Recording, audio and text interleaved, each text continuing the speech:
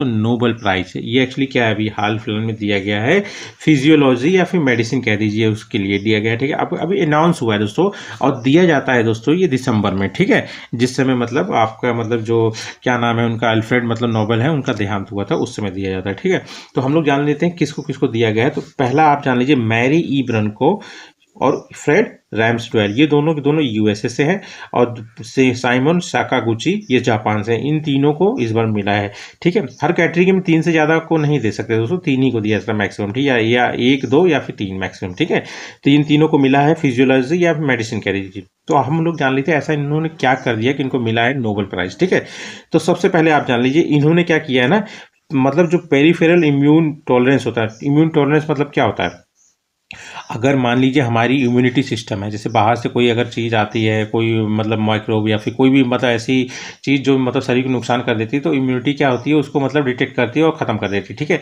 पर अगर मान लीजिए इम्यून सिस्टम जो हमारा है वो हमारे ऊपर ही, हमारे ही टिश्यूज़ पे अटैक करने जाए तो ये बता रहा है कि मतलब जो पेरिफेरल इम्यून टॉलरेंस है वो कैसे रेगुलेट होता है टी सेल के द्वारा। इन्होंने बताया टी सेल मेन होते हैं दोस्तों, है ना, मतलब टी सेल ऐसा है कि अगर मतलब इसका एक्सपेरिमेंट जान लीजिए आप। सबसे पहले क्या है ना, जो साइमन साकागुची इन्होंने एक्सपेरिमेंट किया था, एक चूहा लिया था। ठीक है, उस चूहे के अंदर से टी सेल को निकाल दिया, तो फिर उन्होंने देखा कि उसके अंदर ऑटो इम्यून डिसीज आने लगी, मतलब उसका जो इम्यूनिटी सिस्टम है वो खुद ही उस पर मतलब अटैक करने लगा। और फिर जब वापस से टी सेल उसमें डाला गया तो फिर से मतलब वो ऑटो इम्यून डिसीज खत्म हो गई धीरे धीरे। ठीक है, तो मतलब इसमें वही मेन काम है कि मतलब टी सेल क्या है, मतलब इससे पहले क्या कहा जाता था कि मतलब जो मतलब टी सेल के आने से पहले लोग समझते थे जो मतलब बेकार मतलब आपके होते हैं मतलब माइक्रोब्स, वही अटैक करते हैं। ठीक है, अब मेन बात है कि इस टर्म का उस समय मतलब लोग जानते नहीं थे, तो मेन जो इन्होंने खोज की है ये टी सेल की है कि मतलब रेगुलेटरी टी सेल ही होते हैं जो कि पेरिफेरल इम्यून टॉलरेंस को रेगुलेट करते हैं। ठीक है, अब इसके बाद क्या है कि किसकी बारी आई, मैरी ई ब्रोंको और फ्रेड स्टाइम्सको। इन्होंने क्या किया, इन्होंने एक जीन का पता लगाया।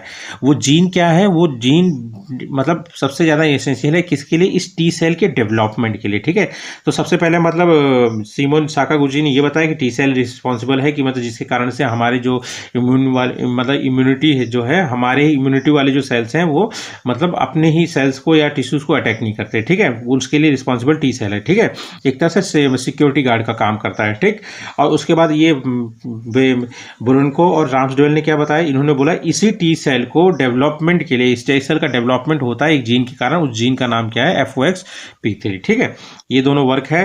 अब पेरिफेरल टॉलरेंस क्या हुआ, इसका मतलब ही हुआ है कि मतलब it is how the immune system is regulated to prevent it from attacking the body's own organ and tissues.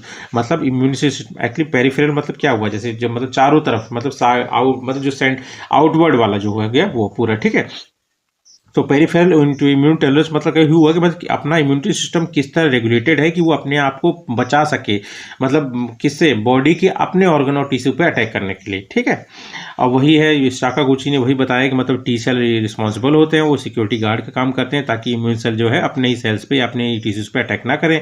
और उसके बाद ये मैरी ई ब्रुनको और फ्रेड राम्सडेल ने कहा कि 2001 में इन्होंने खोज की थी। इन्होंने कहा कि भाई जो जीन रिस्पॉन्सिबल है टी सेल के डेवलपमेंट के लिए, वो जीन का नाम है FOXP3। ठीक है, और अगर इसमें म्यूटेशन हुआ तो समझ लीजिए ऑटोइम्यून डिसीज हो सकती है। ठीक,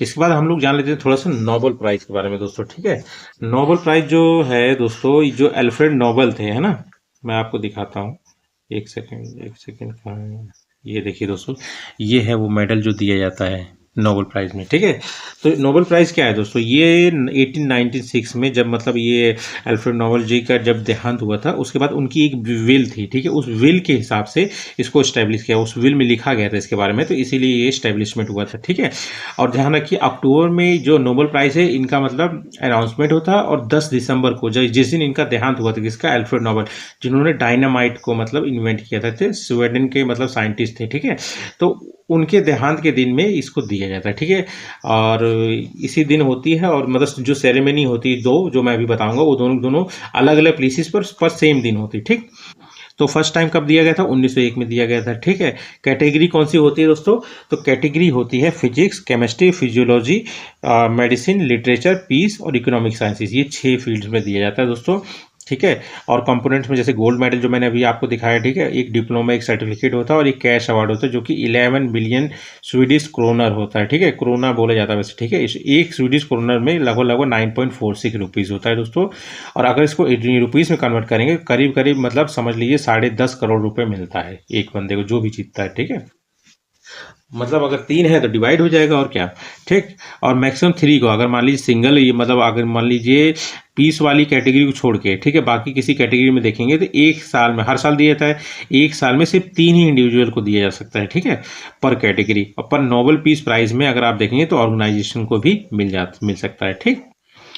उसके बाद आप देखिए, हाँ, प्राइज सेरेमनी है। प्राइज सेरेमनी जो की जाती है दोस्तों, ये पहली जो की जाती है स्वीडन में की जाती है, स्टॉकहोम में, ठीक है। मतलब इसमें जो 5 कैटेगरी है उनको दिया जाता है, physics, chemistry, physiology, medicine, literature and economic science. पर जो नोबेल पीस प्राइज है ये आपको ओस्लो में दिया जाता है, नॉर्वे के ओस्लो में। पर ध्यान रखना दोस्तों, ये जो दोनों जो है ना, ये दोनों की दोनों जगह पे ये दिया तो जाता है पर सेम डे दिया जाता है, जिस दिन मतलब अल्फ्रेड नोबेल जी का मतलब देहांत हुआ था 10 दिसंबर को। बस इतना ध्यान रखिएगा दोस्तों, ठीक है।